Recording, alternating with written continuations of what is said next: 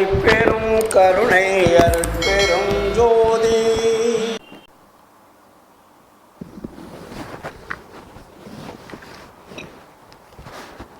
அருட்பெரும் ஜோதி அருட்பெரும் ஜோதி தனிப்பெரும் கருணை அருட்பெரும் ஜோதி.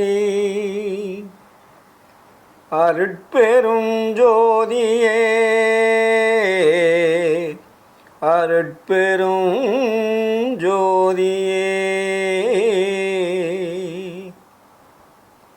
என்னாருயிரிற் கலந்து ஆடுகின்ற அருட்பெரும் ஜோதியே அன்பிற்கலந்து அறிவாய் விளங்கும் அருட்பெரும் ஜோதியே தெள்ளாரமுதாகி உள்ளண்ணி நிற்கும் அருட்பெரும் ஜோதியே நின்னாசை ஒன்றே என்னுள் ஆர்க்கின்றதே அருட்பெரும் ஜோதியே அருட்பெரும் ஜோதியே அருட்பெரும் ஜோதியே. அருட்பெரும் ஜோதி அருட்பெரும் ஜோதி தனிப்பெரும் கருணை அருட்பெரும் ஜோதி. ஆன்மநேய ஒருமைப்பாட்டு உரிமையுடைய சகோதர சகோதரிகளே, உங்கள் அனைவருக்கும் முதற்கண் நன்றி கலந்த வணக்கத்தை தெரிவித்துக் கொள்கிறேன். இன்று சென்னை மாநகரம் அருட்ஜோதி டிவி நிலையத்தின் சார்பாக சில கேள்வி பதில்களை கேட்டு அதற்குண்டான பதில்களை மக்களுக்கு தெரியப்படுத்த வேண்டும் என்ற பெரும் நோக்கத்தோடு இன்று உயிர் இரக்கம் என்றால் என்ன என்பதற்குண்டான கேள்விக்குண்டான பதில்களை எல்லாம் மக்களுக்கு தெரியப்படுத்த வேண்டும் என்ற நோக்கத்தோடு தான் இன்று இந்த நிகழ்ச்சி தொகுக்கப்படுகிறது. வள்ளலார் உயிர் இரக்கம் என்பதை பற்றி மிக தெளிவாக சமுதாயத்திற்கு சொல்லியிருக்கிறார். உயிர் இரக்கம் என்றால் என்ன, அப்போ உயிர் என்றால் என்ன, இரக்கம் என்றால் என்ன, ஏன் உயிர் இரக்கம் மக்களுக்கு தேவைப்படுகிறது, மக்கள் அதை செய்ய வேண்டும், அந்த உயிர் இரக்கத்திற்கும் கடவுளுக்கும் என்ன தொடர்பு இருக்கிறது, உயிர் இரக்கத்திற்கும் மனிதனுக்கும் என்ன தொடர்பு இருக்கிறது, மனித வாழ்க்கையிலே ஏன் இதை நாம் கடைபிடிக்க வேண்டும் என்ற கேள்விகளெல்லாம் நாம் சற்று சிந்தித்து பார்க்க வேண்டும். இப்பொழுது நமது அன்பர் பேர் என்ன, ராஜேஷ் என்பவரெல்லாம் வந்திருக்கிறார். அவர் அவருக்கு தெரிந்த சில சந்தேகங்களை கேட்க உள்ளார்கள். அப்படி அவர் கேட்கும் கேள்வி என்னவாக இருக்கும் என்பதை பார்த்து அதற்குண்டான பதிலையும் பேசுவோம். ராஜேஷ் அவர்களே, உங்களுடைய சந்தேகங்கள் என்ன? ஐயா, உயிர் இரக்கம் வள்ளலார் ஐயா சொல்லியிருக்காரு. உயிர் இரக்கம்ன்றது பார்த்தீங்கன்னா அடிப்படையில் என்ன? அருமையான சிந்தனை. உயிர் இரக்கம் என்றால் அடிப்படை சிந்தனை என்ன அப்படின்ற ஒரு கேள்வியை தொடுத்திருக்கார். உயிர் என்றால் ஜீவன், ஜீவனுக்கு உயிர் என்று பெயர். இப்போ வள்ளலார் ஜீவகாருண்யம் அப்படின்னு ஒரு தொகுப்பு எழுதியிருக்காரு. ஜீவகாருண்யம் என்றால் உயிர் இரக்கம் என்பது அதற்கு பொருள். அதனால தான் அதுக்கு ஜீவகாருண்யம்னு பேர் வச்சார். ஜீவகாருண்யம் அதற்கு நேரடியான பதில் என்னவென்று பார்த்தால் உயிர் இரக்கம். அப்போ உயிர் இரக்கம் என்றால் என்ன அப்படி என்றால், உலகத்தில் உள்ள எல்லா வகையான ஜீவர்களுக்கும் உயிர் என்பது தான் ஆதாரமாக இருக்கிறது. ஜீவன்னா செயல்படக்கூடிய இயங்கக்கூடிய உயிரினங்கள். சரி. அதாவது உலகத்தில் வந்து செயல்படுவது செயல்படாதது என்ற ரெண்டு இருக்குது. சரி. இப்போ செயல்படுவது எப்படின்னு பார்த்தால் அது தோற்றம், வளர்ச்சி, மாற்றம், மறைதல், இது எல்லாமே வந்து செயல்படக்கூடியது. இப்போது அது செயல்படக்கூடியது என்னென்ன இருக்குதுன்னு பார்த்தீங்கன்னா, தாவரங்கள், ஊர்வன, பரப்பன, நடப்பன, அசுரர், தேவர், மனிதர், இதெல்லாம் வந்து உயிர் உள்ள ஜீவர்கள்னு பேர். இப்போ மற்றபடி பார்த்திங்கன்னா கல், மண், இதெல்லாம் ஜடப்பொருள். இந்த ஜடப்பொருள்களில் வந்து உயிர் இருக்குமான்னா உயிர் இருக்காது. அதை பற்றி நம்ம ஒன்றும் கவலைப்பட வேண்டிய அவசியம் இல்லை. அப்போ உயிருள்ள ஜீவர்கள் அப்படின்றது தான் இயங்கக்கூடிய, செயல்படக்கூடிய, மற்றவர்களுக்கு பயன் தரக்கூடியது எல்லாமே உயிருள்ள ஜீவர்கள். அப்போ அந்த உயிருள்ள ஜீவர்கள் தான் உயிருள்ள மனிதர்களாகவும், மிருகங்களாகவும், தாவரங்களாகவும், மற்ற செயல்படக்கூடிய செயல் தகுந்த செயலையை செய்யக்கூடிய உயிரினங்களாக இருக்கிறது. இந்த உயிரினங்கள் துன்பப்படுகிறது. அதாவது துன்பம் வரும்போது தான் நம்ம அது மேலே இரக்கம் காட்டுறோம் இல்லையா? அப்போ ஒரு உயிருக்கு வந்து துன்பம் வரும்போது தான் அதுக்கு உண்டான வந்து அதனுடைய வலியோ அதற்கு ஏற்படக்கூடிய கஷ்டங்களோ அது தாங்க முடியாமல் தவிக்கிறது. அப்போது அந்த தாங்க முடியாத உயிர்களுக்கு, அதாவது ஜீவன்களுக்கு, அதனுடைய துன்பங்களை போக்குவது எதுவோ அதுக்கு பேர் இரக்கம்னு பேர். அந்த துன்பத்தை போக்கிட்டோம்னாக்கா நீங்கள் அந்த உயிர் மேலே இரக்கம் காட்டி அந்த துன்பத்தை போக்கிவிட்டீர்கள் என்பது அதற்கு பொருள். இதை தான் வள்ளலார் வந்து நமக்கு ஜீவகாருண்யம் என்ற ஒரு ஒழுக்கத்தையே நமக்கு கொண்டு வந்து கொடுக்குறார். இது வெளியும் உயிர் இரக்கம் என்றால் ஏதோ மனிதர்களுக்கு மட்டும்தான் செய்ய வேண்டும் என்ற நிலை மாறி எல்லா ஜீவர்களுக்கும் உயிர் இரக்கத்தினால் அந்த துன்பங்களை போக்குவது எதுவோ அதுக்கு பேர் தான் உண்மையான உயிர் இரக்கம். இப்போ நம்ம சாதாரணமாக பார்த்திங்கன்னா மனிதர்களுக்கு வரக்கூடிய துன்பத்தை தான் நமக்கு தெரிஞ்சோ தெரியாமலோ, நண்பர்கள் மூலமாகவோ, உறவினர்கள் மூலமாகவோ, சொந்த பந்தம் மூலமாகவோ, இல்லை வேறு வகையிலையோ அந்த துன்பங்களை நம்ம போக்கிக்கிறோம். ஆனால் நம்ம கீழே உள்ள உயிரினங்களை பற்றி நம்ம சிந்திக்கிறதே கிடையாது. அதை சிந்திக்காதனால தான் நம்ம என்ன பண்ணுறோன்னா எல்லா உயிரினங்களுமே நமக்கு கீழே உள்ளது அப்படின்றதுனால அந்த உயிர்களை துன்பப்படுத்துவதும், துன்பப்படுத்திட்டா கூட பரவாயில்ல, அதை கொலை செய்வதும், அந்த கொலை செய்த அந்த உடம்பை புசிப்பதும், இதையெல்லாம் மனிதர்கள் வந்து ரொம்ப கடைபிடித்து அழிஞ்சு போயிட்டாங்க. இப்போ இந்த ஜீவகாருண்யத்தை கடைபிடிக்கிறதுக்கு வள்ளலார் என்னெல்லாம் வழிமுறைகள் சொல்லியிருக்காங்க? அதை தான் நான் சொல்ல வரேன். அப்போ இந்த ஜீவகாருண்யம் அப்படின்ற ஒரு பேரே உயிரை காப்பாற்றுவது. ஜீவகாருண்யனாவே ஒரு உயிரை காப்பாற்றுவது. அது காப்பாற்றுவது மட்டுமல்ல, காப்பாற்றுவதை நிலைநிறுத்தக்கூடிய ஒழுக்கமாக அதை நம்ம கைக்கொள்ள வேண்டும்னார். ஒழுக்கம்னா அந்த உறுதி. நான் ஒழுக்கத்தோடு இருக்கிறேன்னா அந்த உறுதி எடுத்துக்கணும், இந்த ஒழுக்கத்துக்கு தான் நான் வாழ்கிறேன் அப்படின்னு. அப்போது அந்த ஜீவகாருண்ய ஒழுக்கம்னு அதுக்கு பேர் போட்டார். ஜீவகாருண்யம்னு மட்டும் அவர் போடல, ஒழுக்கம். ஒழுக்கம் என்றால் கடைபிடித்தல். உயிர்களுக்கு துன்பம் தராமல் வாழ்கிறேன் என்பதை கடைபிடிக்க வேண்டிய வழிமுறைகளை நமக்கு சொல்கிறார். அதாவது ஒரு உயிருக்கு இந்த துன்பம் வந்துடுச்சு, சரி 10 ரூபா கொடுத்துட்டோம், அது துன்பம் தீர்ந்துடுச்சு, நீங்கள் போயிடக்கூடாது. அந்த உயிர்களுக்கு மேலும் துன்பம் வராமல் காப்பாற்றக்கூடிய வழியை நம்ம காட்டணும். உங்களுக்கு இன்றைக்கி பசி இருக்குது, சோறு போட்டுறீங்க, நாளைக்கு பசி எடுத்தால் எங்கே போவீங்க? பசித்தவனுக்கு மீன் மட்டும் கொடுக்க சொல்லுவாங்க, உணவு மட்டும் கொடுக்காம வருங்காலத்திலையும் வந்து பார்த்தீங்கன்னா அவங்களுக்கு வந்து தொடர்ச்சியாக அவங்களுக்கு உணவு கிடைக்கணும். அதாவது ஒரு உயிருக்கு அந்த நேரத்தில் ஏற்படக்கூடிய துன்பத்தை போக்குவது ஒன்று, என்றும் அவர்களுக்கு துன்பம் வராமல் காப்பாற்றக்கூடிய வழிமுறைகளை சொல்லணும்.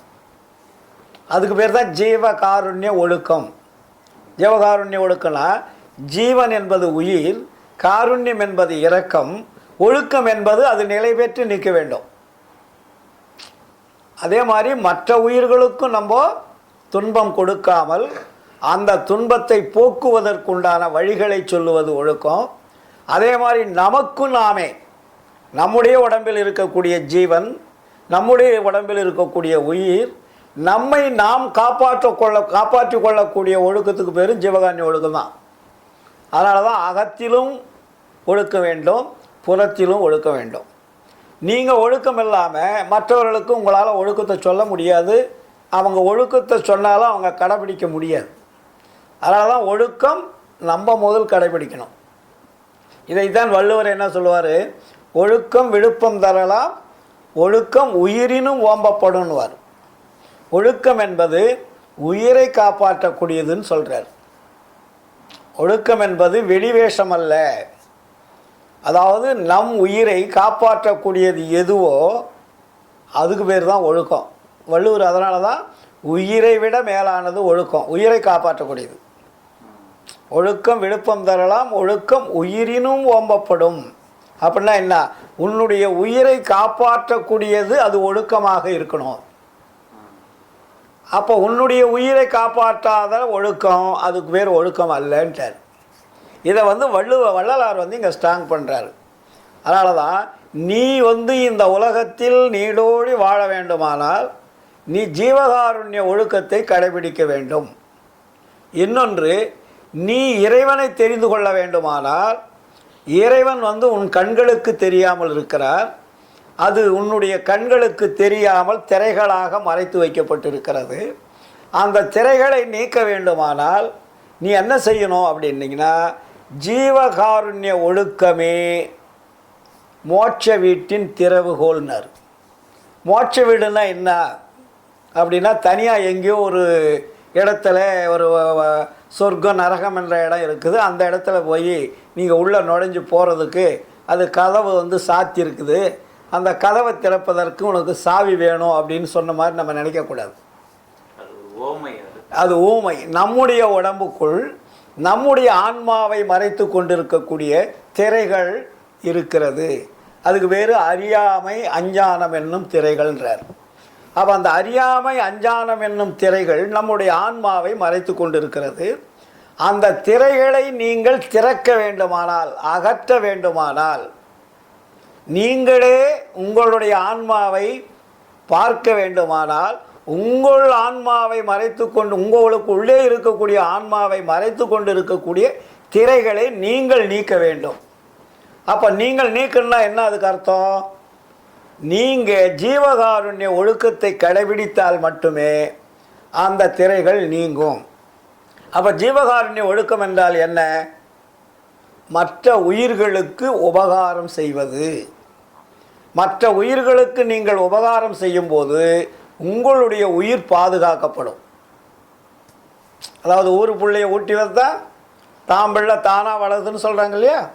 அப்போ மற்ற உயிர்களுக்கு துன்பம் செய்யாமல், மற்ற உயிர்கள் துன்பத்தில் வாழுகின்ற பொழுது, துன்பம் நடக்குமே நடக்காதோ என்று எதிர்பார்க்கின்ற பொழுது அந்த துன்பத்தை போக்குவதற்குண்டான ஒரு அங்கீகாரத்தை நாம் எடுத்துக்கொள்ள வேண்டும். அதுக்கு பேர் தான் ஜீவ உரிமைன்னு பேர். உரிமை. ஜீவ தேகம் என்பது வேறு, ஜீவ தேகம் என்பது வேறு, ஜீவ உரிமை என்பது வேறு. இந்த உடம்பு என்பது ஜீவன் உயிர் வாழ்வதற்காக கொடுக்கப்பட்ட தேகம். அப்போ அந்த தேகத்துக்குள்ளே என்ன இருக்குதுன்னா ஜீவன் என்ற உயிர் இருக்கு. அந்த ஜீவன் என்ற உயிரை இயக்குவது எது என்று பார்த்தால் அதுதான் ஆன்மா என்ற ஒளி.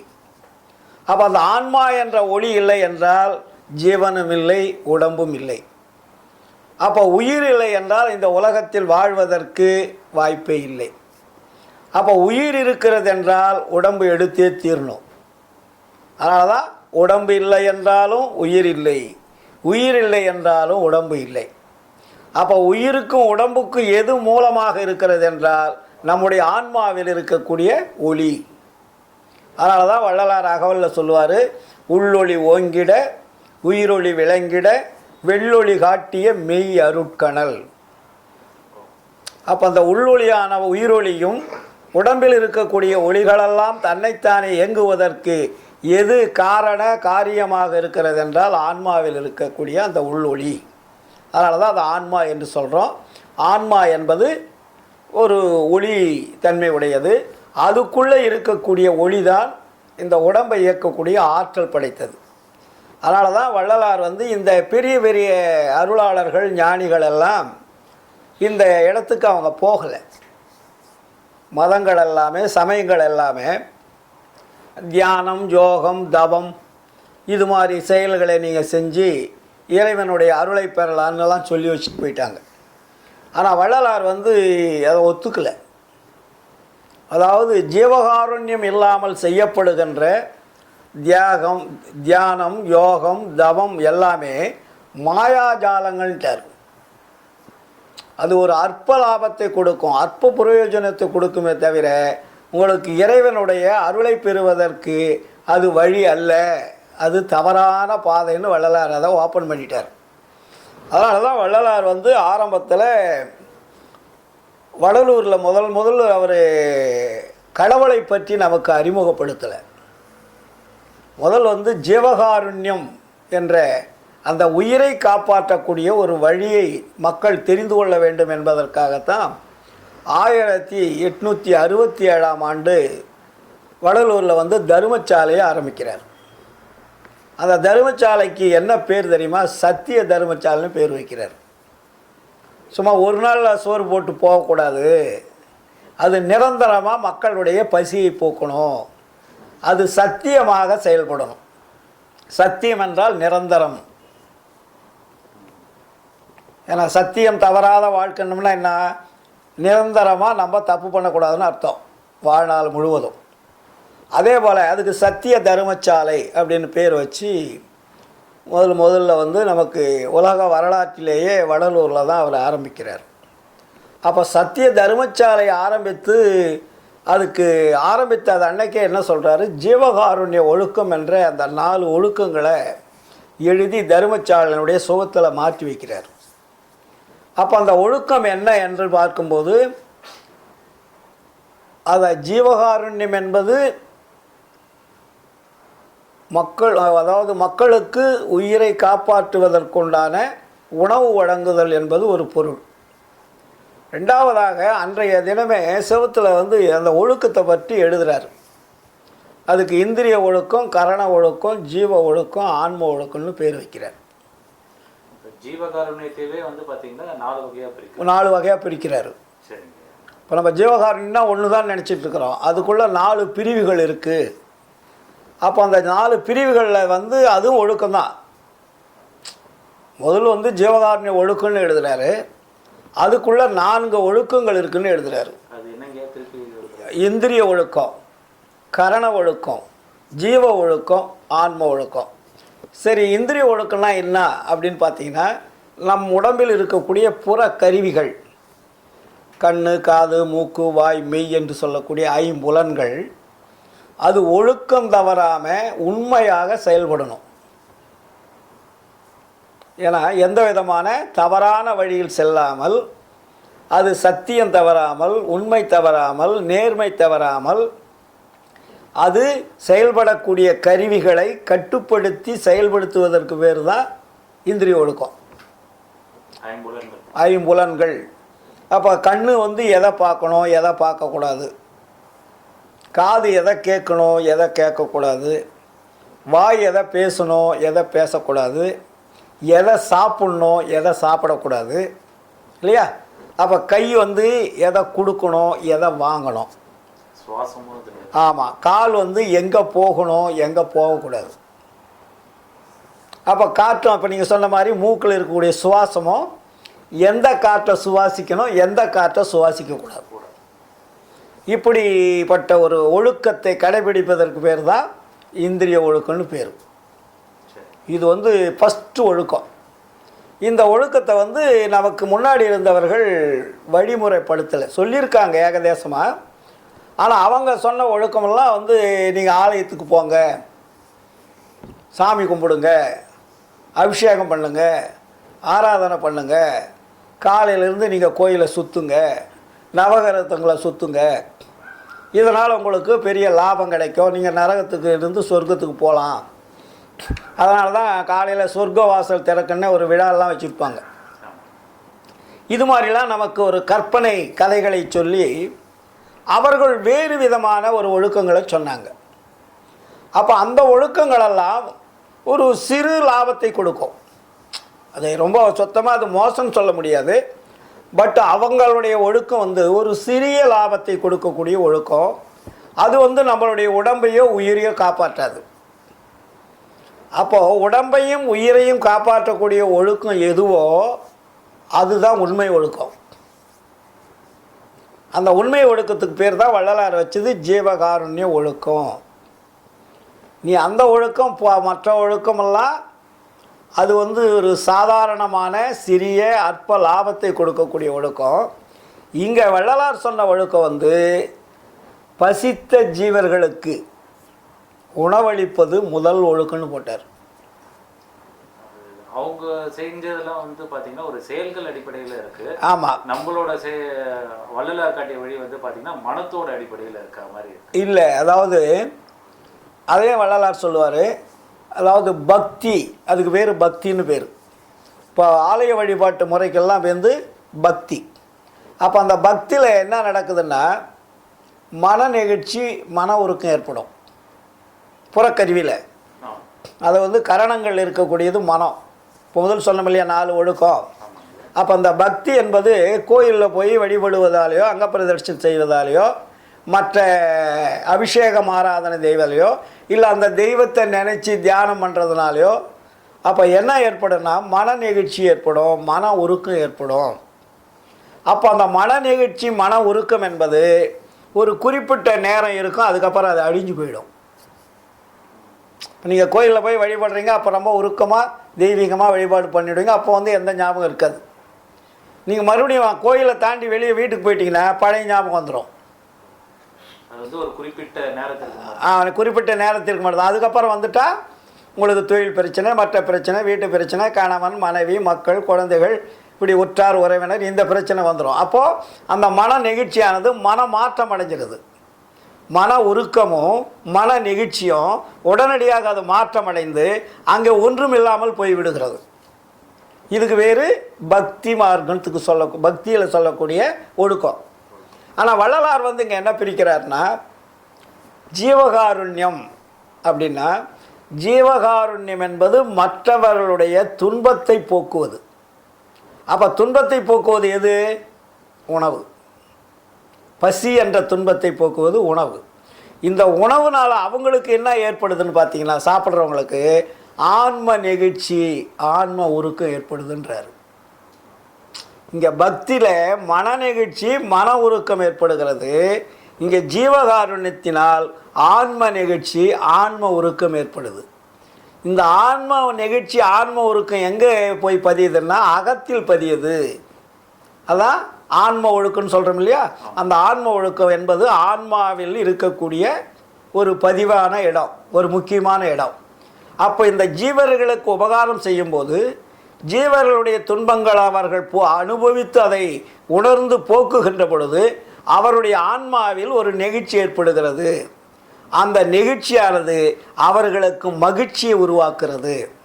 அந்த மகிழ்ச்சியானது ஒரு மின்காந்த அலைகள் போல யார் அவர்களுடைய துன்பத்தை, அந்த பசியை போக்கினார்களோ அவருடைய ஆன்மாவில் வந்து பதிவாகுது.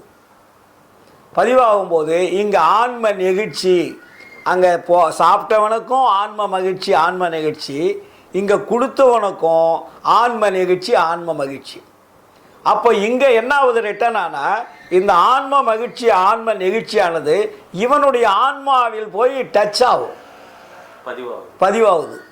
இந்த பதிவாகும் போது அந்த இடத்துல என்ன நடக்குதுன்னு வள்ளலார் சொல்கிறாருன்னா அங்கே ஒரு மோதுகின்ற பொழுது ஒன்றோடொன்று மோதுது. அந்த மோதுகின்ற பொழுது அங்கே ஒரு உஷ்ணம் ஏற்படுகிறது. அந்த உஷ்ணம் வந்து அது சுத்த உஷ்ணன்றார்.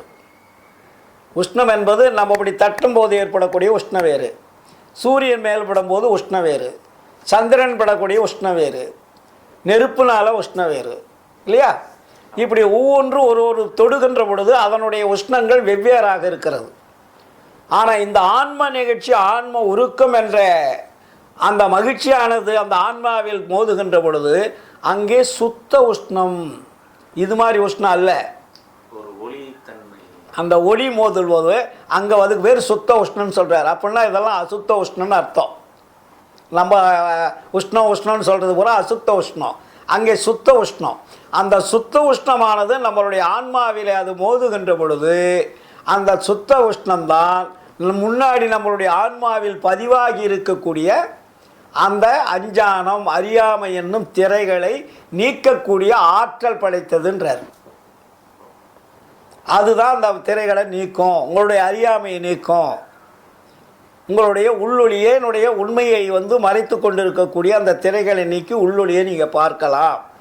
அது பார்க்கின்ற பொழுதுதான் பெரிய விஷயமெல்லாம் நடக்கும். அங்கிருந்து தான் எல்லாம் கிடைக்கிறது. அந்த ஆன்மாவிலிருந்து கிடைக்க வேண்டிய பொருள் கிடைக்காமதால தான் நம்ம எவ்வளோ பெரிய துன்பத்திற்கு ஆளாகிறோம் ஆச்சா. அதனால் அங்கிருந்து வரக்கூடிய ஒரு மாபெரும் சக்தி வாய்ந்த ஒரு பேர் அருள் என்பது இருக்கிறது. அந்த அருளை நாம் பெறுவதற்காகத்தான் இந்த ஜீவகாருண்ய ஒழுக்கம் என்ற ஒழுக்கத்தை நமக்கு கொடுக்குறார். அப்போ அந்த ஜீவகாருண்ய ஒழுக்கத்தில் 4 பிரிவுகளாக நமக்கு போடுறாரு. அது இந்திரிய ஒழுக்கம், கரண ஒழுக்கம், ஜீவ ஒழுக்கம், ஆன்ம ஒழுக்கம்னு. இந்த இந்திரிய ஒழுக்கத்தினுடைய உண்மைகளை தெரிந்து கொள்வதற்கும் அந்த உண்மைகள் படி வாழ்வதற்கும் நமக்கு தெளிவாக ஜீவகாருண்ய ஒழுக்கம் என்ற நூலை நமக்கு எழுதிருச்சிருக்கார். இது எல்லாமே இந்திரியங்களில் கட்டுப்படுத்தக்கூடியதுக்கு தான் இந்த ஜீவகாருண்ய ஒழுக்கமாக வள்ளலார் எழுதுகிறார். இதுக்குள்ளே நம்ம மறுபடியும் மேலே போகணும். இப்போ ஜீவகாருண்ய ஒழுக்கம் என்பது 3 பிரிவுகளாக நமக்கு உரைநடை பகுதியில் கொடுத்துருக்காரு. இந்த 3 பகுதிகளிலும் நாம் இந்திரிய ஒழுக்கத்தை கட்டுப்படுத்துவதற்கும் செயல்படுத்துவதற்கும் கொடுக்கக்கூடிய செய்திகள் அதுலேயே வருது. அதுக்கு மேலே நாம் இறைவனெடுத்து பெறக்கூடிய விஷயங்கள்லாம் நிறைய இருக்குது. இது இந்திரிய ஒழுக்கம் என்பது, இதில் இந்த ஜீவகாருண்ய ஒழுக்கம் என்பது நம் இந்திரியங்களையும் கரணங்களையும் கட்டுப்படுத்தக்கூடிய ஒழுக்கங்கள். அப்போது உடம்புல 4 பிரிவாக இருக்குது. அகம், அகப்புறம், புறப்புறப்புறம்னு. அகப்புறத்துக்கு நம்ம ஒன்றும் போகலை, அதுக்கு வேண்டிய வேலை நிறைய இருக்குது. ஆனால் நீங்கள் புறப்புறம் என்று சொல்லக்கூடிய இந்திரியங்களையும் கரணங்களையும் கட்டுப்படுத்துவதற்கு அதுக்கு தான் ஜீவகாருண்ய ஒழுக்கம். இந்த ஜீவகாருண்ய ஒழுக்கத்தில் உயிரிரக்கம் என்ற ஒரு ஆழமான பதிவை நமக்கு வைக்கிறார்.